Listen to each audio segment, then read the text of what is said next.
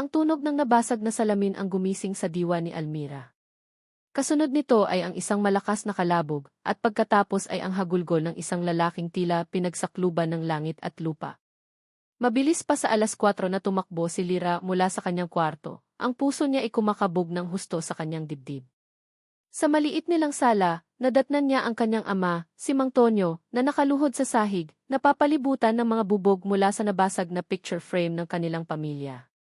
"Itay! Anong nangyari?" sigaw niya, ang kanyang boses bilang isang nurse ay agad na napalitan ng pag-aalala ng isang anak. Lumuhod siya sa tabi ng ama, hindi inalintana ang mga bubog na maaaring sumugat sa kanya. Hinaplos niya ang likod nito. Nanginginig ang buong katawan ni Mang Tonyo. "Patawarin mo ako, anak. Patawarin mo ako," paulit-ulit na sabi nito sa pagitan ng mga hikbi. Ang mukha nitong dati ilaging may ngiti ay basang-basa na ng luha at pinamumugaran ng matinding desperasyon. "Itay, ano po ba iyon?"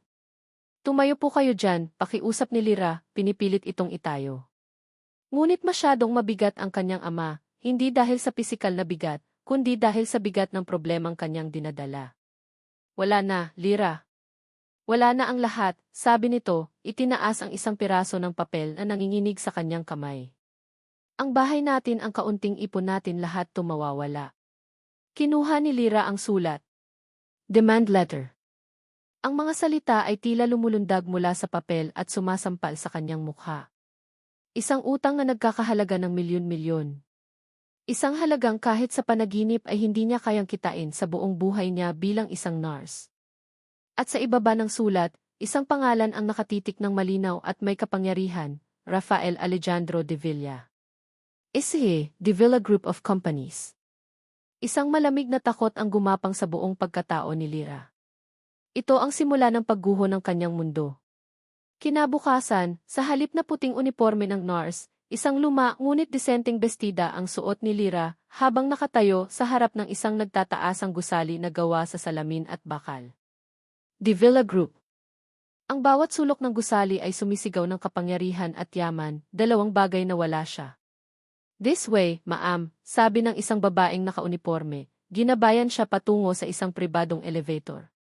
Ang bawat hakbang niya sa malambot na carpet ay tila nagbabaon sa kanya, papalalim sa isang bangin na wala ng ahunan.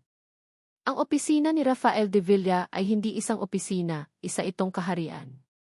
Ang isang buong pader ay salamin, tanaw ang buong syudad ng Makati.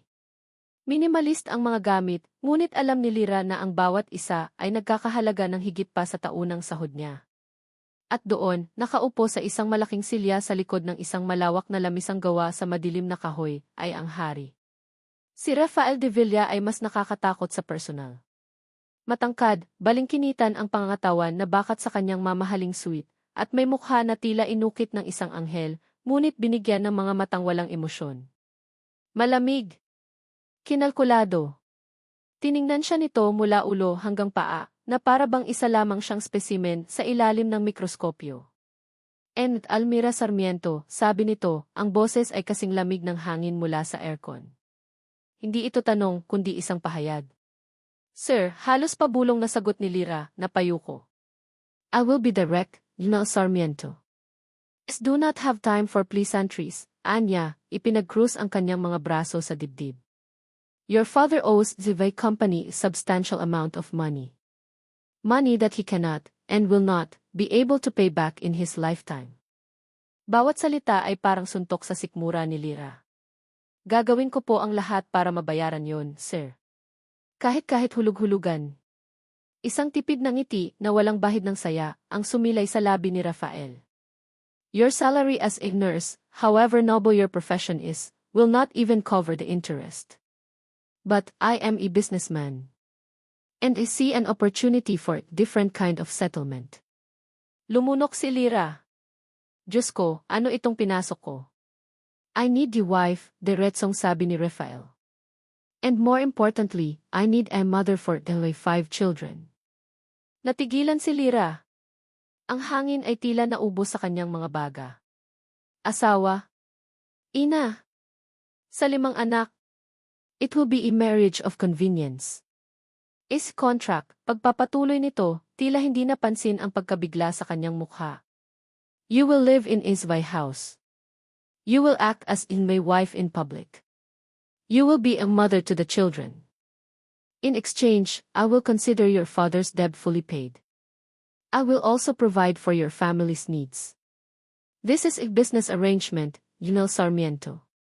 Nothing more, nothing less. Ang huling mga salita ay tumatak sa isip ni Lyra. Walang iba. Isa lang itong transaksyon. Ipinagbibili niya ang kanyang sarili, ang kanyang kalayaan, para sa kapakanan ng kanyang pamilya. Isang linggo ang lumipas. Ang lahat ay nangyari na parang isang masamang panaginip. Isang mabilis at tahimik na kasal sa huwes. Isang pag-alis sa kanilang munting bahay sa Quezon City na puno ng luha. At ngayon, nakatayo siya sa grand foyer ng mansyon ng mga De Villa sa Forbes Park. Ang bahay ay napakalaki, tila isang museo na walang buhay. Malamig at tahimik. Isang kasambahay ang kumuha ng kanyang maliit na bag. At doon, sa paanan ng ingranding hagdanan, naghihintay ang kanyang kipamilya. 5 silang lahat. Nakatayo sa isang perpektong linya, na para bang mga sundalong naghihintay ng inspeksyon. Isang batang lalaki, na sa tingin niya ay mga 10 taong gulang, ang nakatitig sa kanya ng masama. Ang kanyang mga mata ay puno ng paghihinala at galit. Sa tabi nito ay isang pares ng kambal na lalaki, magkamukha at parehong may malikot na mga mata. Tapos ay isang batang babae, marahil mga 6 na taong gulang, na nakayakap sa binti ng kanyang kuya, ang kanyang mga mata ay malungkot. At sa dulo, sa isang mamahaling kuna na binabantayan ng isang yaya, ay isang sanggol. Natutulog ng mahimbing, walang kamalay-malay sa bagong iinati na kadarating lang. These are your responsibilities, sabi ni Rafael, ang boses niya ay walang kabuhay-buhay. Mateo, the eldest. Lucas and Marco, the twins. Sophia. And the youngest, Samuel. Lumapit ang isang lalaking nakasuit. Ang abogado ni Rafael. May dala itong folder. The contract, Junel Sarmiento. Or should I say, Jim Res de Villa, sabi ng abogado, inilatag ang mga papel sa isang marmol na mesa. Tiningnan ni Lyra ang mga probisyon.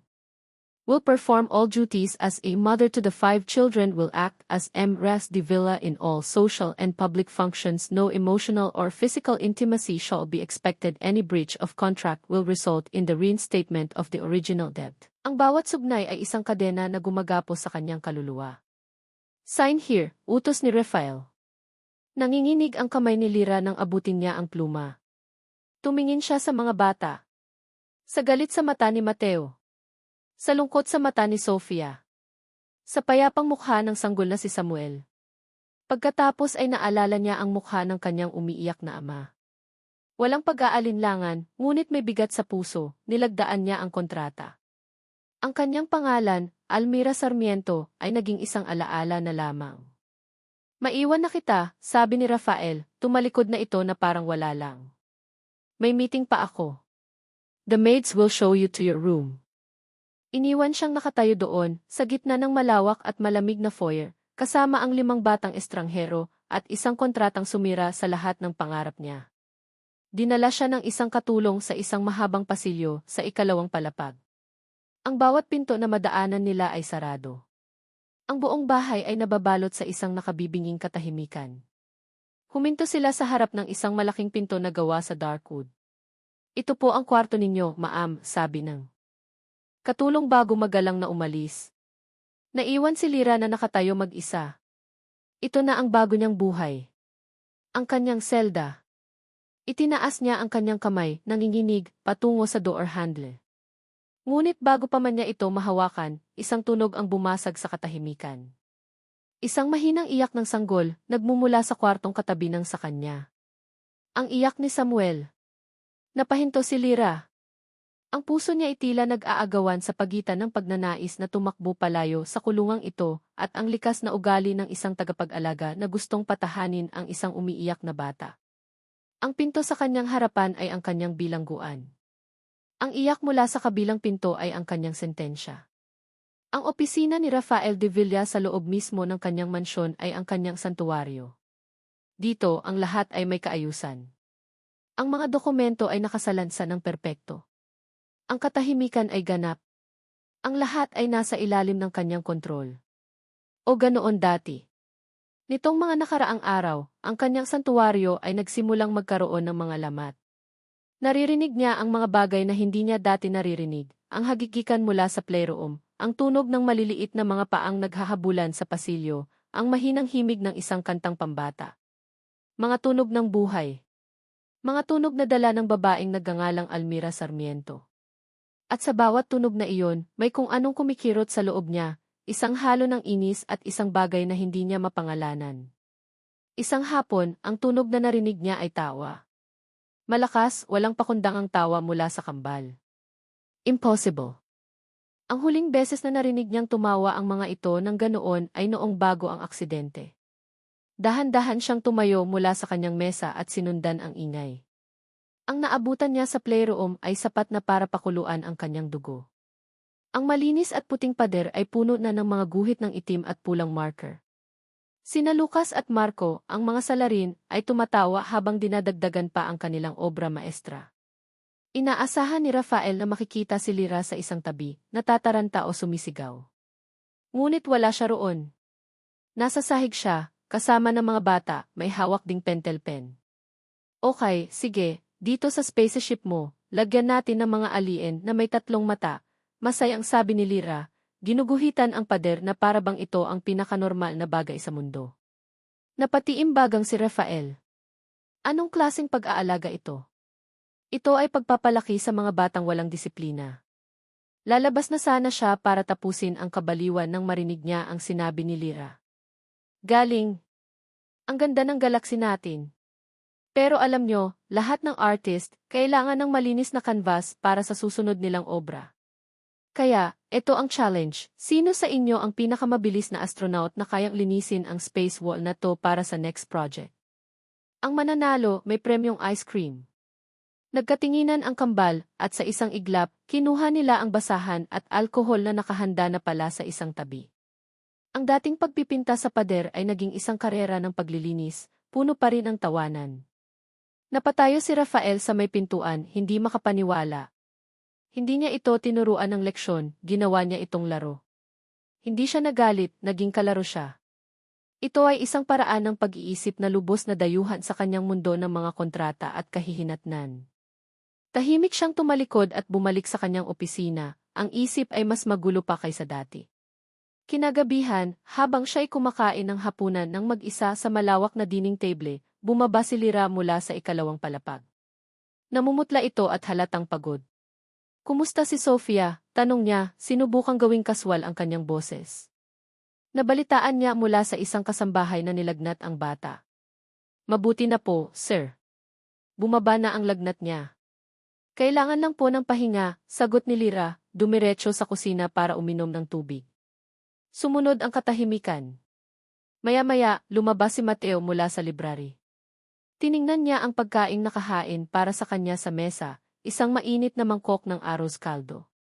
Hindi ako niyan kakain, sabi niya, ang boses ay matigas. Lumapit si Lyra. Mateo, paborito mo to, mainit, masarap sa pakiramdam. Lalo na't umuulan. Ayoko pag mamatigas ng bata. At saka, hindi ka marunong magluto niyan. Si Mama lang ang marunong gumawa ng paborito kong arroz caldo. Ang mga mata nito ay nagsimulang mamasa. Hindi kita nanay. Ang mga salitang iyon ay tumama sa hangin na parang kidlat. Maging si Rafael ay natigilan. Ito na. Ito ang pagsubok na babali sa babaeng ito. Ngunit hindi nabali si Lyra. Lumuhod siya para maging kapantay si Mateo, at ang kanyang mga mata ay napuno ng isang kalungkutan na tila naunawaan ang lahat. Tama ka, Mateo, sabi niya, ang boses ay napakalambot. Hindi ako ang nanay mo. At hinding-hindi ko kayang pantayan ang pagmamahal niya. Walang sinuman ang makakagawa noon. Hinawakan niya ang balikat ng bata. Pero namimiss ka na ng tiyan mo. At namimiss ko na rin ang kalaro ko sa chess. Pwede bang kumain ka muna, tapos talunin mo ulit ako mamaya? Para lang bilang magkaibigan. Hindi nakasagot si Mateo. Ang galit sa kanyang mukha ay dahan-dahang napalitan ng pagkalito, at pagkatapos ay ng pagpipigil ng luha. Tumango siya ng bahagya, umupo sa mesa, at nagsimulang kumain ng tahimik. Hindi na kinaya ni Rafael. Tumayo siya at naglakad pabalik sa kanyang opisina, isinara ang pinto. Ang eksenang iyon ay parang isang salamin na ipinapakita sa kanya ang lahat ng kanyang pagkukulang. Siya, ang makapangyarihang Rafael de Villa, hindi niya kayang patahanin ang sarili niyang mga pamangkin. Ngunit ang babaeng ito, sa loob lamang ng ilang linggo, ay nagawang pasukin ang mga pader na matagal na nilang itinayo. Binuksan niya ang isang drawer at kinuha ang litratong laging nakatago doon. Siya at si Miguel. "I failed you," bulong niya sa litrato, isang pamilyar na kirot ng pagkakasala ang bumalik. "I'm failing them." Hating gabi na nang umuwi si Rafael, pagod mula sa isang gabing puno ng mga business meeting na walang katuturan. Ang mansyon ay tahimik. Ang katahimikang dati nagbibigay sa kanya ng kapayapaan ay ngayon parang may kulang. At sa gitna ng sala, sa ilalim ng malamlam na ilaw, nakita niya kung ano ang kulang. Nakatulog si Lyra sa sofa. Sa dibdib niya, mahimbing na natutulog si Baby Samuel, ang bibig nito ay bahagyang nakabuka. Ang isang braso ni Lyra ay nakayakap sa sanggol, habang ang isa naman ay nakalaylay sa sahig. Ang mga daliri ay ilang pulgada lang mula sa isang librong pambata. Sila ay isang larawan ng ganap na kapayapaan at pagtitiwala. Napahinto si Rafael. Tila huminto rin ang pag-ikot ng mundo. Pinagmasdan niya ang pagod sa mukha ni Lyra, ang bahagyang pagkunot ng noo kahit sa pagtulog. Pinagmasdan niya ang payapang mukha ni Samuel. Ito ang init. Ito ang buhay na pilit niyang tinatakasan pero siya ring hinahanap-hanap. Isang hindi mapigilang puwersa ang nagtulak sa kanya na lumapit. Bawat hakbang ay maingat. Naakit siya hindi ng kagandahan, kundi ng isang bagay na mas malalim, ng katahimikan na dala nito, ng lakas na nakatago sa kahinahunan nito. Itinaas niya ang kanyang kamay. Hindi niya alam kung bakit. Nais lang niyang malaman. Malaman kung ang init na nakikita niya ay totoo.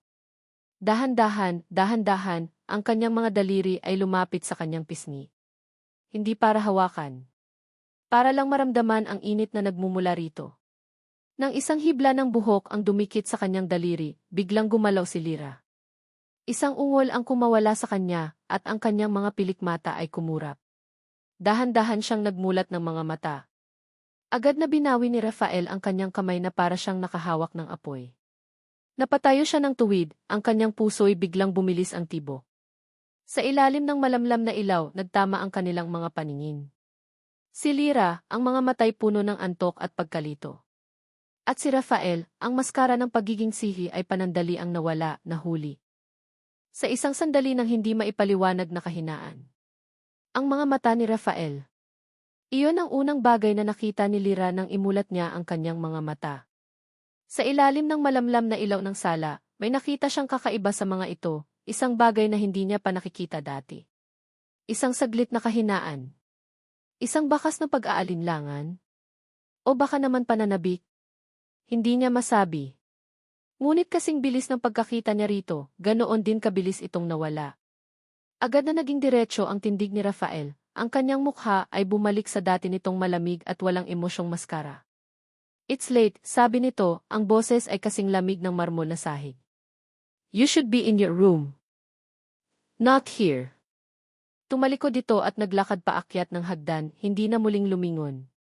Naiwan si Lyra na nakaupo sa sofa, yakap pa rin ang natutulog na si Samuel. Ang puso niya ay kumakabog ng malakas. Ano iyon? Panaginip lang ba ang lahat? Ang paglapit niya. Ang kamay na tila may gustong abutin sa kanyang mukha. Inangat niya ang sarili niyang kamay at hinaplos ang kanyang pisngi. Wala namang dumi. Impossible. Baka guni-guni lang niya dahil sa pagod. Ngunit ang imahe ng mga mata ni Rafael sa sandaling iyon ay malinaw na nakatatak sa kanyang isipan. Kinabukasan, ang lahat ay bumalik sa dati. Ang agahan ay tahimik. Si Rafael ay abala sa kanyang cellphone, hindi siya tinitingnan. Para bang ang eksena kagabi ay hindi kailanman nangyari. Isang bahagi ni Lyra ang nadismaya, ngunit sinabi niya sa sarili na ito ang tama. Isa lang itong kontrata. Trabaho lang. Ngunit ang tadhana ay tila may ibang plano. Isang Sabado ng hapon, habang naglalaro ang mga bata sa hardin, biglang lumapit si Sofia kay Lyra, may hawak na bola. "Mama Lyra, laro tayo." "Sige, baby," nakangiting sabi ni Lyra. Ngunit hindi tumigil si Sofia. Tumakbo ito papunta kay Rafael na nagbabasa ng mga dokumento sa isang mesa sa may poolside. Papa, laro tayo, pakiusap ng bata, hinihila ang lailayan ang damit nito. Sofia, your papa is busy, sabi ni Rafael, hindi inaalis ang tingin sa mga papel. Ngunit hindi sumuko si Sofia. Umiyak ito ng bahagya. Please, papa. Sali ka. Ikaw at si Mama Lira. Please, T. Sa unang pagkakataon, natalo ang si. Bumuntong hininga si Rafael, ibinaba ang mga papel at tumingin kay Lira. Isang tingin na nagsasabing, wala akong magagawa. At doon nagsimula ang isang bagay na hindi inaasahan. Nagpasapasahan sila ng bola. Si Rafael, sa simula ay halatang naiilang, ay unti-unting nadala sa tawanan ng mga anak. Nang minsang sinubukan ni Lucas na agawin ang bola, nadulas ito at nagpagulong-gulong sila sa damuhan. Sa unang pagkakataon, narinig ni Lira ang isang tunog na hindi niya akalaing maririnig niya kailanman, ang malakas at totoong halakhak ni Rafael de Villa. Napahinto si Lira sa pagtakbo. Napahinto rin si Rafael sa pagtawa. Nagtama ang kanilang mga mata sa gitna ng sigawan ng mga bata. Sa pagkakataong iyon, wala ang si, wala ang nurse. Dalawang tao lang sila na pinagmamasdan ang kaligayahan ng mga anak nila. Isang ngiti ang sabay na sumilay sa kanilang mga labi, isang ngiting totoo, hindi pilit, isang nakauna sandali ng koneksyon.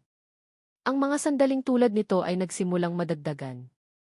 Mga maikling usapan sa hapagkainan. Mga simpleng di kumain ka na ba, na may kasamang tingin. Unti-unti ang yelo sa pagitan nila ay natutunaw. At si Lira, kahit anong pilit niyang pigilan, ay nagsimulang umasa. Nagsimulang maniwala na baka, sa kabila ng lahat, may pag-asa para sa kanila. Ngunit ang pag-asa ay isang marupok na bagay. Madaling mabasag. Isang araw, isang mamahaling kotse ang pumarada sa harap ng mansyon. Bumaba mula rito ang isang babaeng tila lumabas sa isang fashion magazine. Matangkad, balingkinitan, nakasuot ng isang eleganteng damit na sumisigaw ng yaman. Ang kanyang pangalan, Isabel Montenegro. Pumasok ito sa bahay na para bang pag-aari niya ito, hindi man lang kumatok. Rafa, darling. I was just in the area. Lumabas si Rafael mula sa kanyang opisina, ang mukha ay hindi mabasa. Isabel. What are you doing here? Ang mga mata ni Isabelle ay agad na napunta kay Lira, nakalong-kalong si Samuel. Tiningnan siya nito mula ulo hanggang paa, isang bahagyang pagtaas ng kilay ang tanging reaksyon. Oh, hello. You must be the new Yaya, sabi nito, ang salitang Yaya ay binitiwan na may kasamang bahagyang pangmamaliit. You know how hard it is to find good help these days. Naramdaman ni Lira ang pag-init ng kanyang mga pisngi. Pakiramdam niya ay lumiit siya. Bago pa man siya makasagot, nagsalita si Rafael. She's not the Yaya, Isabel, sabi ni Rafael, ang boses ay matigas at may diin. Lumapit ito at tumayo sa tabi ni Lira. Isang kilos na hindi niya inaasahan. She is my wife. Isang kuryente ang gumapang sa buong katawan ni Lira. Asawa ko siya. Ang mga salitang iyon na sinabi ni Rafael para ipagtanggol siya ay musika sa kanyang pandinig. Tumingin siya kay Rafael, ang puso niya ay puno ng pasasalamat. Isang mapait na ngiti ang sumilay sa labi ni Isabel. Oh, right. The arrangement. How silly of me to forget. Tumingin itong muli kay Lira. Well, enjoy it while it lasts. Pagkatapos ay bumaling ito kay Rafael. Let's talk in your office, darling. Business. Pumasok sila sa opisina, iniwan si Lira sa sala na may magkahalong emosyon, ang kilig sa pagtatanggol ni Rafael, at ang lamig na dala ng mga salita ni Isabelle. Kinagabihan, malakas ang buhos ng ulan. Ang mga bata ay mahimbing nang natutulog. Nagtitimpla si Lira ng mainit na tsaa sa kusina nang pumasok si Rafael. Hindi ka pa natutulog, tanong nito. Hindi pa po ako inaantok, sagot ni Lira. Gusto niyo po ng tsaa? Tumango si Rafael.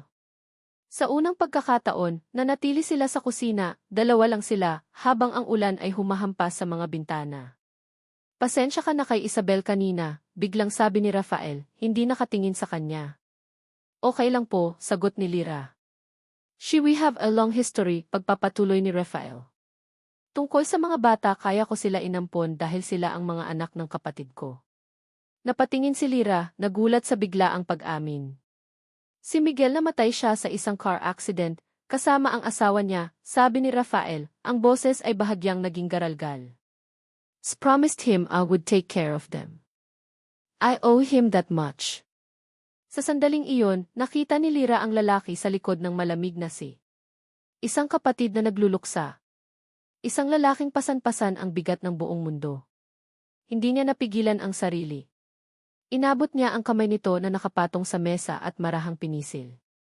I'm so sorry, mahinang sabi niya. Tumingin si Rafael sa kanilang magkahawak na kamay, tapos sa kanyang mga mata. Ang lahat ng pader na itinayo niya ay tila gumuho sa isang iglap. Ang distansya sa pagitan nila ay biglang nawala.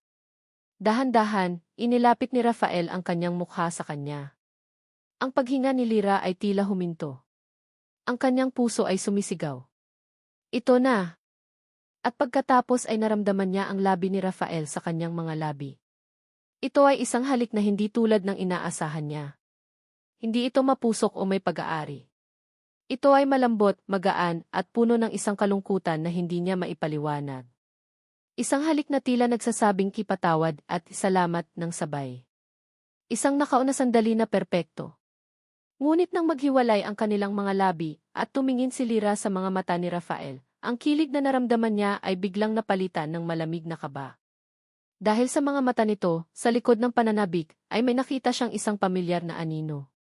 Isang anino ng matinding kalungkutan at pagkakasala. Na para bang sa paghalik sa kanya, may isang bagay siyang ipinagkanulo.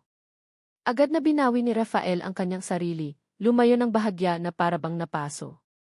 Ang init na naramdaman ni Lyra ilang segundo lang ang nakalipas ay biglang napalitan ng malamig na hangin sa pagitan nila. Gabi na, sabi ni Rafael, ang boses niya ay biglang naging formal at walang emosyon. Tumayo siya, hindi na muling tumingin sa kanya. Kailangan na nating matulog. Pagkatapos ay mabilis siyang tumalikod at umalis, ang kanyang mga hakbang ay mabibigat at nagmamadali, iniwan si Lyra na nakatulala sa kusina. Naiwan siyang nakaupo doon, ang tasa ng tsaa ay lumamig na sa kanyang harapan. Dahan-dahan niyang itinaas ang kanyang mga daliri at hinaplos ang sarili niyang mga labi. Ang alaala ng halik ay sariwa pa, ang lambot, ang init, ang biglaang pag-asa. Ngunit ang alaala ng mga mata ni Rafael pagkatapos noon ay masariwa pa. Pagkakasala. Bakit? Sino ang kanyang ipinagkanulo? Ang alaala ba ng kanyang kapatid? Ang pangako niya rito. O baka naman si Isabel Montenegro, ang babaeng may mahabang kasaysayan sa kanya. Ang kilig na naramdaman niya ay unti-unting nilamon ng pagdududa. Ang mga nakauna sandali na pinag-ugatan ng kanyang pag-asa ay bigla na lang nagmukhang mga bitag. Ang pagtatanggol sa kanya laban kay Isabel, ang kwento tungkol sa kapatid, ang halik lahat ba iyon ay bahagi lang ng isang laro na hindi niya maintindihan? Tumayo si Lyra, ang puso niya ay mas mabigat kaysa dati. Habang naglalakad siya pabalik sa kanyang silid, ang bawat anino sa pasilyo ay tila may itinatagong lihim. Ang halik na iyon, na inakala niyang simula ng isang bagay na totoo, ay nag-iwan lamang ng isang malaking tanong sa kanyang isipan. Sino nga ba talaga si Rafael de Villa? At ano ang tunay na papel niya sa buhay nito, bukod sa nakasulat sa isang piraso ng papel? Lumipas ang mga araw matapos ang gabing iyon, at si Lyra ay tila naglalakad sa ibabaw ng maninipis na bubog. Ang ugnayan nila ni Rafael ay bumalik sa dati, formal, malayo, ngunit ngayon ay may kasama ng bigat na hindi maipaliwanag. May mga pagkakataong nahuhuli niya itong nakatingin sa kanya, ngunit sa tuwing magtatama ang kanilang mga mata, si Rafael ang unang umiiwas na para bang may itinatago. Ang pag-asa ni Lyra ay dahan-dahang napalitan ng isang mapagmatsyag na paghihintay. Naghihintay siya, ngunit hindi niya alam kung para saan. Ang sagot ay dumating sa anyo ng isang text message. Isabel Montenegro, Hey Lyra. I feel so bad about how we met, let me make it up to you. Coffee. Linroy treat. I insist. The Peninsula. Dalawa, yes. Nag-alinlangan si Lyra. Ang bawat hibla ng kanyang pagkatao ay sumisigaw na huwag pumunta. Ngunit may isang bahagi sa kanya, ang bahaging gustong malaman ang katotohanan, ang nagtulak sa kanya na mag-reply ng okay. Kailangan niyang malaman kung ano ang mahabang kasaysayan na iyon. Kailangan niyang harapin ang multo na nasa pagitan nila ni Rafael. Ang lobby ng The Peninsula Manila ay marangya at puno ng mga taong mayayaman. Pakiramdam ni Lyra ay hindi siya kabilang doon. Nakita niya si Isabel na nakaupo sa isang mesa, perpekto ang ayos, isang reyna sa kanyang trono. Lyra, I'm so glad you could make it, sabi ni Isabel. Ang ngiti nito ay hindi umaabot sa kanyang mga mata. Please, sit. Nagsimula ang usapan sa mga bagay na walang kabuluhan, ang panahon, ang trabaho ni Lyra bilang nurse, ang pagiging abala ni Rafael.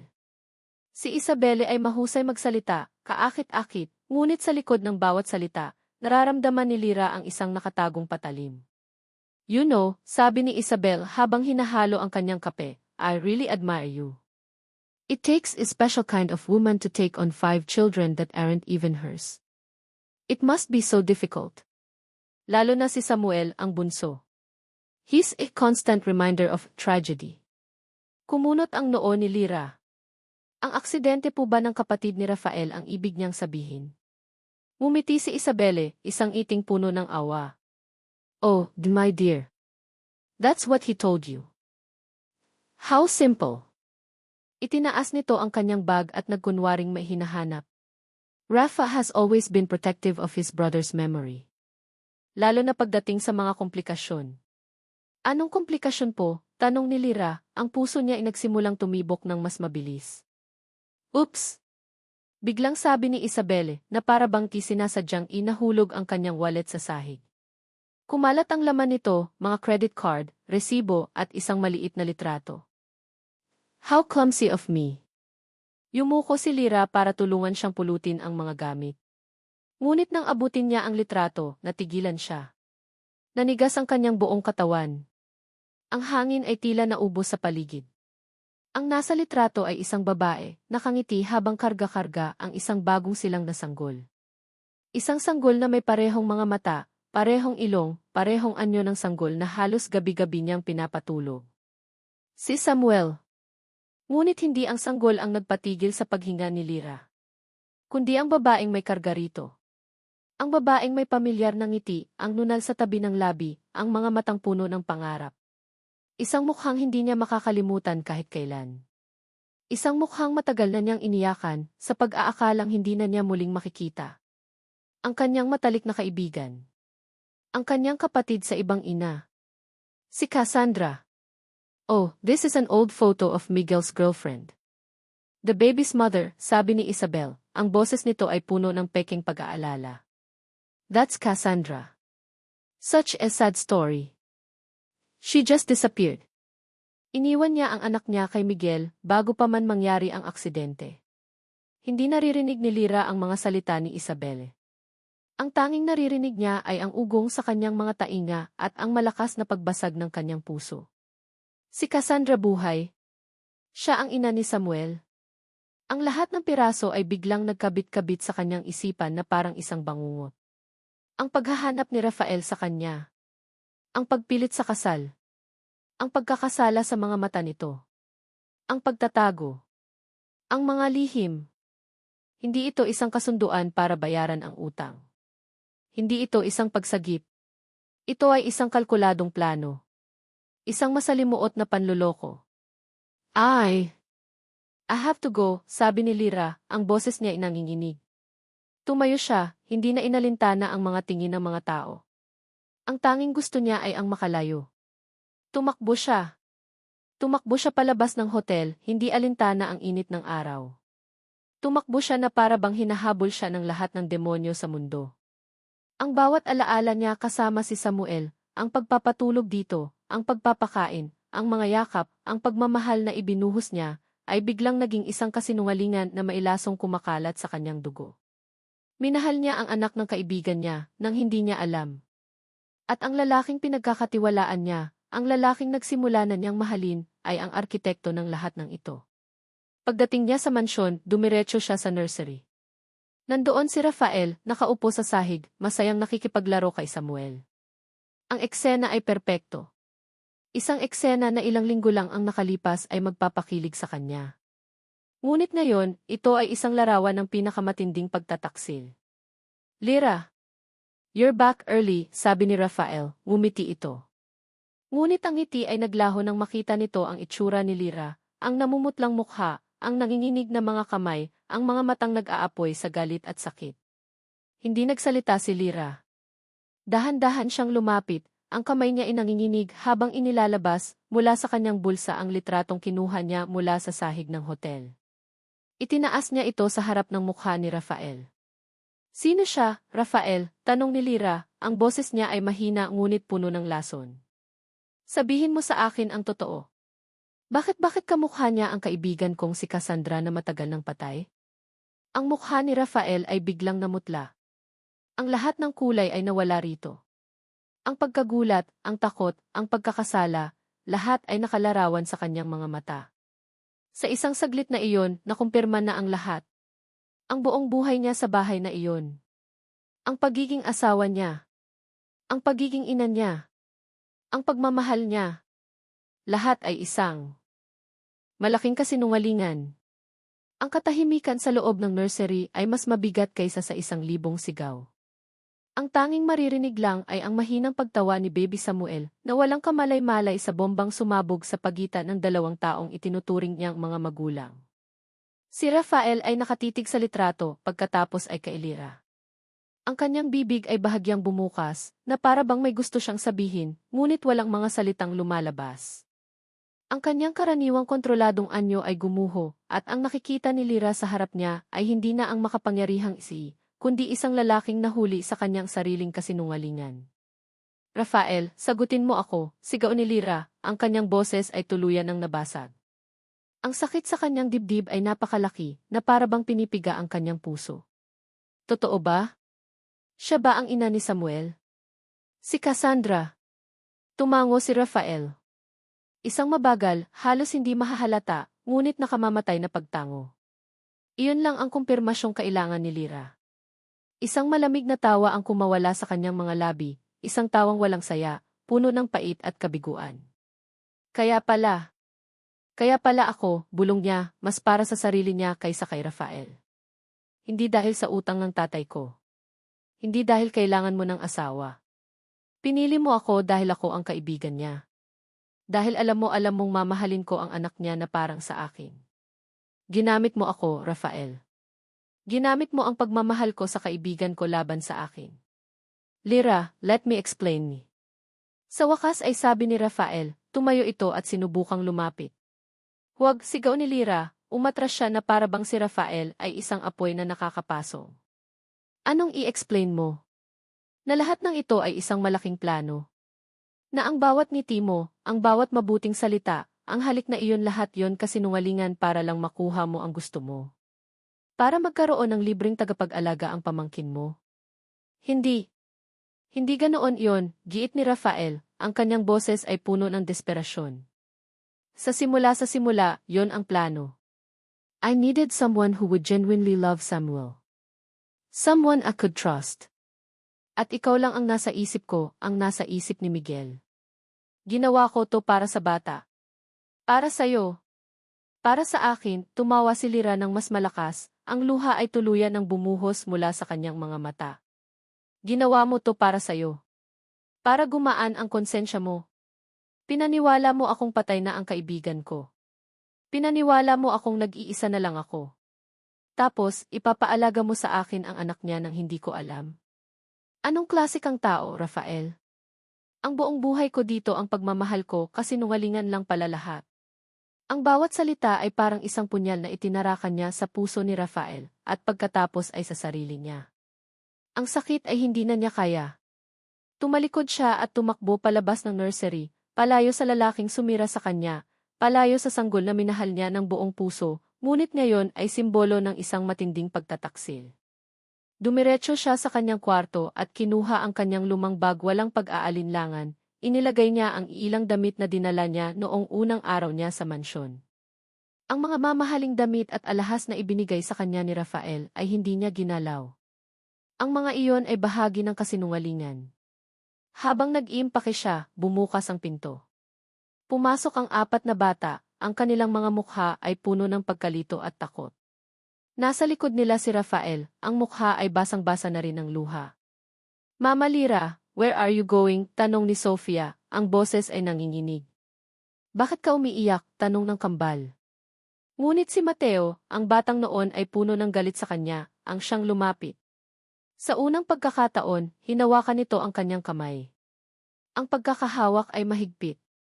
Please don't go, Mama Lira, pakiusap ni Mateo, ang kanyang matapang na anyo ay nawala, at ang nakikita na lang ni Lira ay isang batang takot na muling maiwan.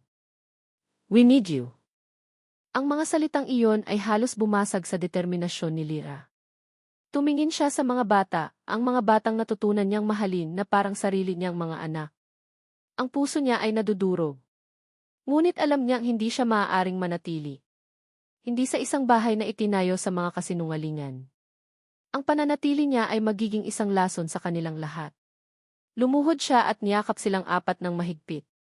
Mahal na mahal ko kayo, bulong niya, ang bawat salita ay puno ng sakit. Lagi ninyong tatandaan yan. Hinalikan niya sila isa-isa sa noo. Pagkatapos ay tumayo siya, binitiwan ang kamay ni Mateo, at hindi na muling lumingon. Bawat hakbang palayo sa kanila ay parang 1,000 karayom na tumutusok sa kanyang kaluluwa. Pagbaba niya sa hagdan, naghihintay na ang isang taxi sa labas. Kinuha niya ang kanyang bag. Lira, please don't do this, pagmamakaawa ni Rafael, nakasunod sa kanya. Pag-usapan natin to, aayusin natin to. Humarap si Lira sa kanya sa huling pagkakataon, ang kanyang mga mata ay tuyo na ngunit walang buhay. Walang dapat ayusin, Rafael. Dahil walang totoo sa simula pa lang. Sumakay siya sa taxi at isinara ang pinto. Habang umaandar ang sasakyan palayo sa malaking gate ng mansyon, hindi niya pinigilan ang sarili na lumingon. Nakatayo si Rafael sa gitna ng driveway, nababasa ng ambon na nagsimulang mahulog mula sa langit. Nakatayo siyang mag-isa, isang makapangyarihang hari na nawalan ng kaharian. Isang lalaking mayaman sa lahat ng bagay, ngunit sa sandaling iyon, mukha siyang pinakamahirap na tao sa buong mundo. Isang taong nawalan ng lahat dahil sa mga lihim na pinili niyang itago. Biglang nag-ring ang cellphone ni Rafael. Kinuha niya ito mula sa kanyang bulsa, ang kamay ay nanginginig. Nakita niya ang pangalan sa screen, Isabel. Sinagot niya ito. Now that the trash is gone, we can finally talk, Rafa, sabi ng boses sa kabilang linya, puno ng tagumpay. I told you she wasn't right for you. Now, we can fix things. We can go back to how things were. Isang malamig na galit ang gumapang sa ugat ni Rafael, mas malamig pa kaysa sa ulan. Sa sandaling iyon, naunawaan niya ang lahat. Ang pagdating ni Isabel. Ang aksidenteng ipagkahulog ng litrato. Ito ay isang planadong pag-atake. Isang pagwasak na isinagawa ng may perpektong tiempo. Ibinaba niya ang tawag. At sa gitna ng ulan, isang sigaw ang kumawala mula sa kanyang lalamunan, isang sigaw ng galit, ng pagsisisi, at ng pusong tuluyan ng nawasak. Ang pagbabalik ni Lira sa bahay ng kanyang mga magulang ay isang paglalakbay pabalik sa isang buhay na tila hindi na kanya. Ang bawat sulok ay pamilyar, ang amoy ng kape ng kanyang ama tuwing umaga, ang kalansing ng mga sandok ng kanyang ina sa kusina, ang lumang sofa kung saan sila nagkukwentuhan. Ngunit habang ang kanyang katawan ay naroon, ang kanyang isip at puso ay naiwan sa isang malaking mansyon sa Forbes Park. Anak, kumain ka na, pakiusap ni Aling Nena, inilapag ang isang plato ng sinangag at tuyo sa harap niya. Pinilit ni Lira na ngumiti. Busog pa po ako, Nay. Pero ang totoo, wala siyang gana. Ang bawat pagsubo ay parang buhangin sa kanyang bibig. Paano siya kakain ng mapayapa kung iniisip niya kung kumain na ba si Mateo? Kung natakot ba ang kambal sa kulog kagabi? Kung sino ang nagtimpla ng gatas ni Sofia? O kung may umiiyak bang sanggol sa isang kuna, hinahanap ang init na nakasanayan nito. Ang pagmamahal na naramdaman niya para sa mga bata ay hindi isang kontrata. Iyon ang pinakamasakit na bahagi. Dahil ito ay totoo. At ang katotohanan iyon ay isang tanikala na humihila sa kanya pabalik. Isang hapon, habang nag-iisa, binuksan niya ang kanyang lumang bowl. Hinanap niya ang isang bagay na matagal na niyang itinago, isang maliit na kahon na puno ng mga sulat at litrato nila ni Cassandra. Kinuha niya ang isang Litrato kung saan pareho silang nakasuot ng toga noong high school graduation, ang kanilang mga mukha ay puno ng pag-asa. Niloko mo rin ba ako, Sandra? Tanong niya sa hangin, ang boses niya ay basag. Alam mo bang mangyayari to? Naipagkakatiwala mo ang anak mo sa lalaking manloloko sa akin. Ang galit niya kay Rafael ay humahalo sa isang mapait na sama ng loob para sa kaibigan. Ang pakiramdam na pinagkaisahan siya ng dalawang taong pinakamahalaga sa kanya ay isang lason na dahan-dahang pumapatay sa kanyang kaluluwa. Sa kabilang dako ng syudad, ang mansyon ng mga De Villa ay naging isang malamig na musolyo. Ang dating nakabibinging katahimikan ay bumalik, ngunit ngayon, ito'y may kasamang bigat ng kalungkutan. Si Rafael ay gumagalaw na parang isang makina, papasok sa opisina, uuwi, titingnan ang mga bata, ngunit hindi talaga sila nakikita. Ang kanyang isip ay nasa babaeng umalis. Ngunit ang pagdurusa ay isang apoy na maaaring sumunog o maglinis. At pinili ni Rafael na magpalinis. Alam niya ang unang hakbang. Kailangan niyang putulin ang ahas na nagkalat ng lason. Pinatawag niya si Isabel sa kanyang opisina. Pumasok ito na may ngiti ng isang mananagumpay. Rafa, darling. I knew you'd come to your senses, sabi nito, umupo sa silyang nasa harap ng kanyang mesa. Inilabas ni Rafael ang kanyang cellphone at inilagay sa mesa, ang recording app ay bukas na. Hindi ako naparito para makipag-ayos, Isabel. Nandito ako para malaman kung bakit. Ang ngiti ni Isabel ay bahagyang nawala. Bakit? Dahil nagmamalasakit ako sa'yo. Nakita kong niloloko ka ng babaeng iyon, ginagamit ka para sa pera mo. Huwag mong baliktarin ang lahat, putol ni Rafael, ang kanyang boses ay malamig at matalas. Alam nating pareho na mahal ko siya. Nakita mo. At hindi mo matanggap yon. Kaya sinira mo kami. Tumawa si Isabel, isang tawang mapakla. Minahal. Ang isang yaya. Rafa, ginawa ko lang kung ano ang tama. Ipinakita ko lang sa kanya kung saan siya lulugar. Ang relasyon ninyo ay itinayo sa isang kasinungalingan at alam nating pareho na hindi iyon magtatagal. Nagkamali ako, pag-amin ni Rafael, tinitigan niya si Isabel ng diretso sa mga mata. Nagtago ako. Nadwag ako. At iyon ang kasalanan ko. Pero ang ginawa mo, hindi iyon pagtulong. Iyon ay kasamaan. Dahil mas gugustuhin mo pang makita akong wasak, ay sa makita akong masaya sa piling ng iba. Tinawagan niya ang kanyang sekretarya sa intercom. Please call security. I want Mas Montenegro escorted out of the building.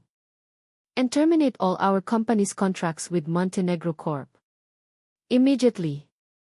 Nanlaki ang mga mata ni Isabelle. What? You can't do this. Rafael, kailangan mo ako. Hindi kita kailangan, Isabel, mariing sabi ni Rafael. Tinapos mo na ang lahat noong ginamit mo ang nakaraan ko para sirain ang kinabukasan ko. Matapos ang marahas na pagtatapos na iyon, umuwi si Rafael na may isang malinaw na layunin. Pumasok siya sa kwarto ni Miguel, isang silid na hindi niya magawang buksan sa loob ng maraming taon. Dahan-dahan, binuksan niya ang isang nakakandadong bowl. Sa loob, sa ilalim ng mga lumang damit at libro, ay isang maliit na kahon. Ang kahon ni Cassandra. Kinuha niya ito, kasama ang isang sobrang iniwan ni Miguel para sa kanya na hindi niya rin magawang basahin. Ito na ang panahon. Kinagabihan, nagmaneho si Rafael papunta sa isang lugar na simple at payak. Kumatok siya sa pinto ng bahay ng mga Sarmiento, ang puso niya ay kumakabog na parang tambol. Si Lira ang nagbukas. Ang kanyang mukha ay nagpakita ng gulat, pagkatapos ay galit at sa huli, isang nakakapagod na kawalan ng emosyon. Umalis ka na, sabi niya, akmang isasara ang pinto. Lira, sandali, pakiusap ni Rafael, iniharang ang kanyang paa. Hindi siya nagmakaawa. Hindi siya humingi ng tawad. Inilahad lang niya ang isang maliit, luma ng kahon na gawa sa kahoy. Hindi ko kailangan ng kahit anong galing sayo, matigas na sabi ni Lira. Hindi to galing sa akin, sagot ni Rafael, ang kanyang boses ay garalgal. Galing to sa kanya. Idinagdag niya ang isang selyadong sobre sa ibabaw ng kahon. At ito galing sa kapatid ko. Para sayo. Para sa akin, tanong ni Lira, naguguluhan. Basahin mo, sabi lang ni Rafael. Hindi ako naparito para pilitin kang bumalik. Nandito ako para ibigay sa'yo ang katotohanang dapat noon ko pa ginawa. Pagkatapos nito, kahit anong desisyon mo, tatanggapin ko. Iniwan niya ang kahon at sobre sa maliit na silya sa beranda, tumalikod at naglakad paalis ng walang lingon likod. Pinanood siya ni Lyra hanggang sa mawala ang kanyang kotse sa dilim. Puno ng pag-aalinlangan, kinuha niya ang mga iniwan nito. Sa kanyang silid, binuksan niya muna ang sobre. Ang sulat kamay ay mula kay Miguel. Lyra, kung nababasa mo ito, malamang ay nagkita na kayo ng kuya ko. At malamang galit ka sa kanya. Patawarin mo siya. Ako ang nagplano ng lahat. Bago ako maaksidente, sinabi ko sa kanya na kung may mangyari sa akin, hanapin ka niya. Ikaw lang ang pinagkakatiwalaan namin ni Sandra para sa anak namin. Alam kong mamahalin mo si Samuel. Huwag mong isiping ginamit ka. Isipin mong tinupad mo ang huling hiling ng 2 taong nagmamahal sa iyo. Patawarin mo ang kuya ko. Natakot lang siyang bigin ako. Pagkatapos ay binuksan niya ang kahon. Sa loob, naroon ang journal ni Cassandra. Nanginginig ang mga kamay niya habang binubuklat ang bawat pahina. Ang bawat salita ay isang sulyap sa puso ng kanyang kaibigan. Ang huling sinulat nito ay halos hindi na mabasa dahil sa mga tuyong patak ng luha. Lyra, bes. Patawad. Aalis ako. Iiwan ko si Samuel kay Miguel. Hindi ko kaya. Masyadong masakit. Pero babalik ako. Pangako. At kapag bumalik ako, haharapin kita. Sasabihin ko sa'yo ang lahat. Pakisabi sa anak ko, mahal na mahal siya ni Mama. At Lyra, kung sakaling hindi ako makabalik, hanapin niyo si Lyra. Siya lang ang magmamahal sa anak ko na parang tunay niyang ina. Pakisabi sa kanya, patawad. Niyakap ni Lyra ang journal sa kanyang dibdib, ang katawan niya inanginginig sa pag-iyak. Rafael. Nakatayo si Rafael sa harap ng malaking salamin sa kanyang opisina, tanaw ang mga ilaw ng syudad na unti-unting namamatay pagsapit ng bukang liwayway. Ilang araw na siyang hindi umuuwi sa mansyon. Dito siya sa opisina natutulog, sa isang maliit na sofa. Ang bawat sulok ng bahay na iyon ay isang paalala ng kanyang kabiguan, ang tawa ni Lyra sa kusina, ang amoy ng baby powder sa nursery, ang bakanting upuan sa tabi niya sa hapagkainan. Ibinigay na niya ang katotohanan. Iyon na ang huli niyang baraha. Ngayon, ang natitira na lang ay ang paghihintay. Isang paghihintay na parang walang hanggan. Tiningnan niya ang kanyang cellphone. Sa screen, isang video na palihim niyang kinunan noong nasa parke sila. Si Lyra, tumatawa habang hinahabol ng kambal. Si Sofia, nakakapit sa kanyang kamay. Siya, nakatayo sa isang tabi, may isang ngiting hindi niya namalayang nakapaskil pala sa kanyang mukha. Isang perpektong pamilya. Isang pamilyang binuo niya sa kasinungalingan at sinira ng sarili niyang kaduwagan. Tinakpan niya ng kanyang palad ang kanyang mukha, isang buntong hininga ng pagsisisi ang kumawala. Tinanggap na niya. Tinanggap na niyang baka ito na ang katapusan. Na baka ang kapatawaran ay isang bagay na hinding-hindi na niya makakamit mula sa babaeng nagturo sa kanya kung paano muling magmahal. Lyra. Ang journal ni Cassandra ay nasa tabi ng unan ni Lyra. Ang mga salita ng kanyang kaibigan at ni Miguel ay paulit-ulit na naglalaro sa kanyang isipan. Ang pag-unawa ay dumating na, ngunit kasama nito ang isang mas malalim na sakit. Ang sakit ng pag-aalinlangan. Naiintindihan na niya kung bakit ginawa ni Rafael ang ginawa niya. Ngunit sapat na ba iyon? Sapat na bang dahilan ang pagtupad sa isang pangako para sirain ang tiwala? Ang pag-ibig ba na naramdaman niya at alam niyang naramdaman din ni Rafael ay sapat na para itayo muli ang isang bahay na gumuho na ang pundasyon? Isang gabi, habang nag-aayos siya ng mga lumang gamit, biglang tumunog ang kanyang cellphone. Isang hindi rehistradong numero. Nag-alinlangan siyang sagutin, ngunit may nagtulak sa kanya na pindutin ang berdeng buton. Hello? Mama Lyra. Ang munting boses sa kabilang linya ay parang isang kutsilyong humiwa sa kanyang puso. Si Mateo. Mateo. Paano mo nakuha ang numero ko? Tanong ni Lyra, ang kanyang boses ay nanginginig. Kinuha ko po sa cellphone ni Papa. Hindi niya po alam, bulong ng bata. Mama Lyra, si Samuel po ayaw tumigil sa pag-iyak. Lagi ka pong hinahanap. Kami rin po namimiss ka na namin. Narinig ni Lyra ang paghikbi sa kabilang linya. Ang matapang na si Mateo ay umiiyak. Hindi na po masaya dito. Please come home, pakiusap ng bata. Pagkatapos noon, naputol na ang tawag. Napatakip si Lyra sa kanyang bibig, pinipigilan ang sariling humagulgol. Ang mga bata. Sila ang mga totoong biktima sa gulong ito. At sa sandaling iyon, napagtanto niya ang isang bagay. Ang galit niya, ang sakit niya, ang pag-aalinlangan niya, lahat ng iyon ay tungkol sa kanya at kay Rafael. Ngunit ang pagmamahal niya sa 5 batang iyon ay walang kondisyon. Ito ay isang bagay na mas malaki kaysa sa kanyang nasirang puso. Kinabukasan, gumawa siya ng isang desisyon. Nag-abang siya ng taxi at nagpahatid sa Forbes Park. Ang malaking gate ng mansyon ay tila mas nakakatakot kaysa dati. Ngunit sa pagkakataong ito, hindi siya takot. Alam na niya ang kanyang gagawin. Hindi siya pumasok sa loob ng bahay.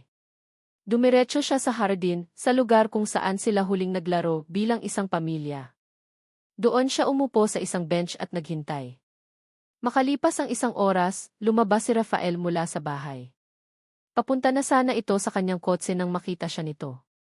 Natigilan ito na para bang nakakita ng isang aparisyon. Dahan-dahan itong lumapit, ang mukha ay puno ng pag-asa at takot. Lyra, sabi nito, ang pangalan niya ay isang dasal sa mga labi nito. Tumayo si Lyra para harapin siya. Tiningnan niya ito ng diretso sa mga mata. Nasaktan ako, Rafael. Sobra, panimula niya, ang kanyang boses ay kalmado ngunit matatag. Winasak mo ang tiwala ko. Binali mo ang puso ko sa paraang hindi ko akalaing posible. Nakita niya ang sakit sa mga mata ni Rafael. Tumango ito, tinatanggap ang bawat salita. I know. And I'm sorry. Alam kong hindi sapat ang salitang iyon pero pagpapatuloy ni Lyra, pinutol ang kanyang sasabihin. Hindi kasinungalingan ang pagmamahal ko sa mga bata. At alam kong hindi rin kasinungalingan ang pagmamahal na naramdaman ko para sa iyo. Isang kislap ng pag-asa ang sumilay sa mukha ni Rafael. Kaya nandito ako, sabi ni Lyra. Pero hindi para sabihing okay na ang lahat. Hindi para sabihing kinalimutan ko na. Dahil hindi pa. Marahil matatagalan pa. Huminga siya ng malalim. Nandito ako para sabihin kailangan nating magsimula ulit. Mula sa simula. Anong ibig mong sabihin? Tanong ni Rafael, naguguluhan. Walang kontrata, sabi ni Lyra. Walang mga lihim. Walang pagpapanggap. Ako bilang si Almira Sarmiento. At ikaw bilang si Rafael de Villa. 2 taong nagkamali, nasaktan, pero susubukang buuin muli ang isang bagay na totoo. Lumapit siya ng isang hakbang. Hindi ako babalik sa mansyon. Hindi pa. Pero bibisitahin ko ang mga bata. Araw-araw. At ikaw kung gusto mo, pwede mo akong ligawan. Ipakita mo sa akin kung sino ka talaga, kung walang mga pader na nakaharang. Ipakita mo sa akin karapat-dapat kang pagkatiwalaan ulit. Ang mga luha ay malayang bumuhos mula sa mga mata ni Rafael. Hindi luha ng kalungkutan, kundi ng labis na pasasalamat at pag-asa. Tumango siya ng paulit-ulit. Anything, sabi niya, ang boses ay basag. I'll do anything. I'll wait forever if I have to, gagawin ko ang lahat, Lyra. Lahat. Tumingin si Lyra sa lalaking nasa harapan niya. Wasak. Nagsisisi. Ngunit totoo. Sa unang pagkakataon, nakita niya si Rafael nang walang anumang harang. Dahan-dahan, itinaas niya ang kanyang kamay. Hindi para yakapin ito. Hindi para hawakan ang kamay nito. Sa halip, dahan-dahan niyang ipinahid ang mga luha sa pisngi nito. Isang simpleng kilos. Ngunit ito ay isang pangako. Ang simula ng isang mahabang paglalakbay. Ang unang bato na inilalatag sa isang bagong pundasyon, isang pundasyon na itinayo hindi na sa kontrata o pangangailangan, kundi sa isang bagay na mas matibay, ang pagpapatawad. At dito nagtatapos ang unang kabanata sa mahabang kwento ni Lyra at Rafael.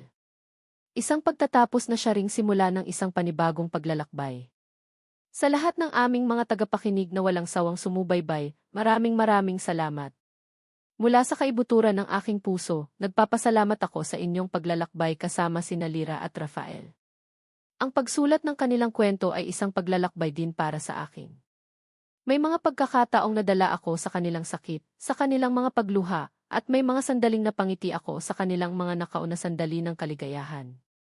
Nais kong ibahagi ang isang kwento hindi lamang tungkol sa kilig at pag-ibig, kundi tungkol din sa tunay na kahulugan nito. Ang pag-ibig sa tunay nitong anyo ay hindi perpekto. Ito ay magulo. Ito ay nasasaktan. At minsan, ito ay nakakagawa ng mga pagkakamaling mahirap ituwid. Ngunit ang kwento ni Nalira at Rafael ay isang paalala na ang tunay na pundasyon ng pag-ibig ay hindi ang kawalan ng pagkakamali, kundi ang kakayahang magpatawad.